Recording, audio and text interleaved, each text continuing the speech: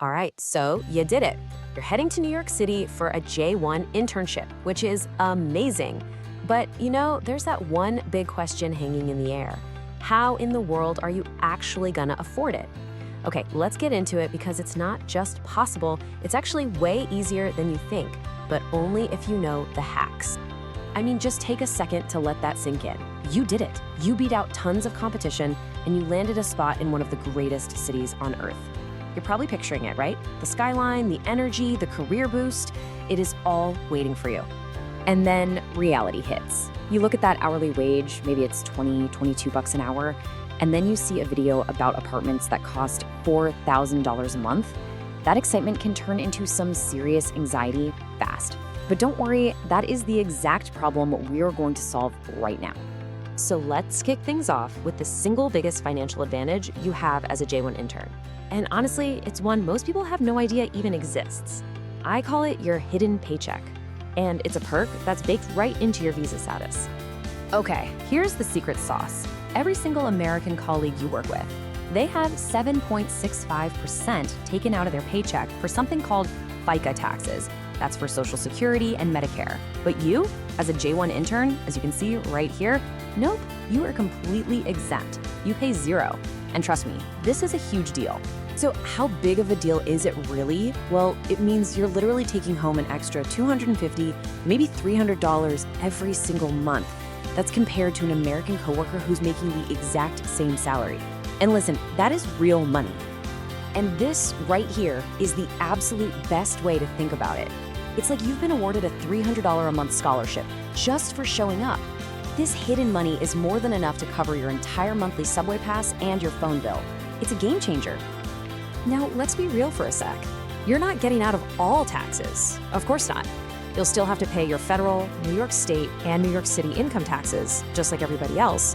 But that FICA exemption, that is your secret weapon for making the whole budget click. Okay, let's tackle the big one, the monster expense that will either make or break your entire New York experience, housing. And when it comes to housing, there is one simple, non-negotiable rule you have got to follow.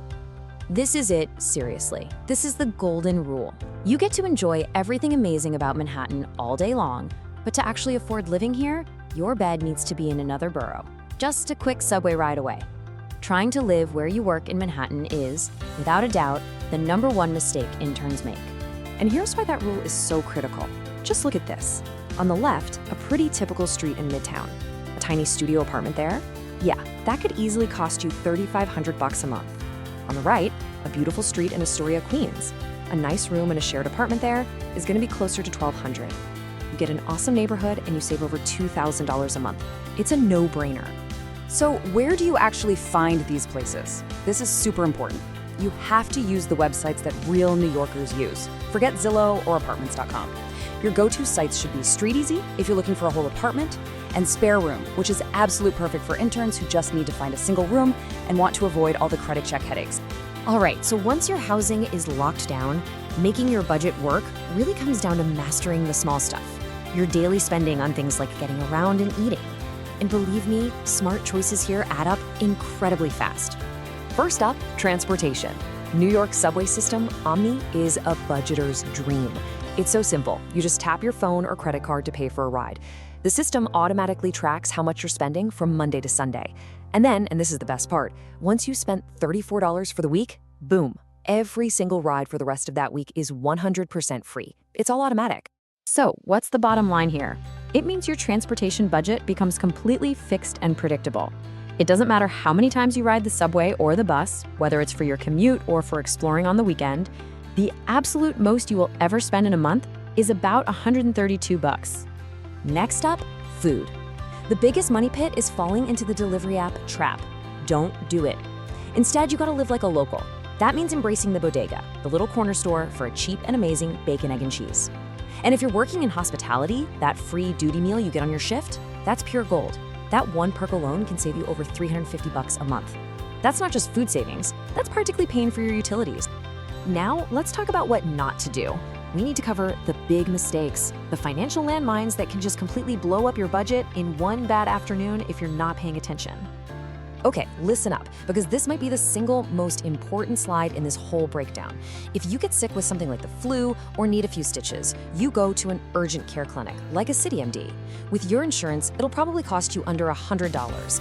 If you make the mistake of going to an emergency room for that same thing, it could cost you over $2,500. Knowing this one difference could literally save you 2 months' worth of rent.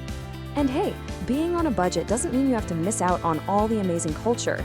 You just have to learn how to get it at the local price. Never ever pay full price for a Broadway show. Use the digital lotteries and you can snag $40 tickets. With your New York address, you can get into world-class museums with their pay-what-you-wish admission, even if it's just $1. And for those incredible Statue of Liberty views, the Staten Island Ferry is completely free. So when you put all these hacks and traps together, it really boils down to a choice. The decisions you make, especially in those first couple of weeks, are going to set you on one of two very, very different financial paths for your entire internship. Let's just look at the hard numbers side by side. The Smart Saver gets a room in Queens, they cook, they take advantage of their duty meal, they end the month with over $850 in their pocket. Savings! The Manhattan Spender rents that pricey studio and lives off delivery apps. They end the month $800 in debt. We're talking about the same starting salary, but wildly different outcomes. This right here is the power of those choices. And that's really the key to all of this. Thriving in New York on an intern salary isn't about restriction or missing out on the fun. It's about being smart.